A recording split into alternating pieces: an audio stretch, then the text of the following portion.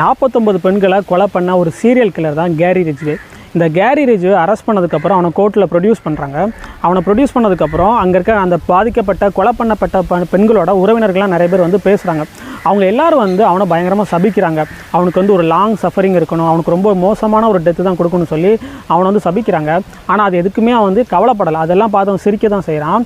ஆனால் ஒரு பொண்ணோட அப்பா மட்டும் வந்து அவனை வந்து என்ன பண்ணுறாருன்னா அவங்கள மன்னிக்கிறேன்னு சொல்லி சொல்கிறாரு. ஸோ அந்த வார்த்தையை அவன் கேட்ட உடனே பயங்கரமாக உடஞ்சி அவன் அழ ஆரம்பிக்கிறான். ஸோ இதுதான் ஒரு மன்னிக்கிறதோட ஒரு வல்லமையாக இருக்குது.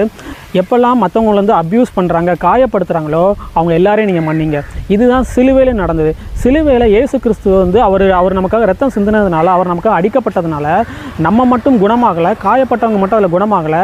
யார் அவரை அப்யூஸ் பண்ணாங்களோ அவங்களும் மனம் திரும்புகிறாங்க, மன்னிக்கப்படுறாங்க. ஸோ சிலுவைங்கிறது ஒரு மன்னிப்பு உண்டாக ஒரு இடமா இருக்குது. ஸோ உங்களை அப்யூஸ் பண்ணவங்களே நீங்கள் மன்னிக்கும் போது அவங்க விடுதலை ஆகிறது மட்டும் இல்லாமல் நீங்களும் அந்த காயத்திலிருந்து விடுதலை ஆகலாம். ஆமென்.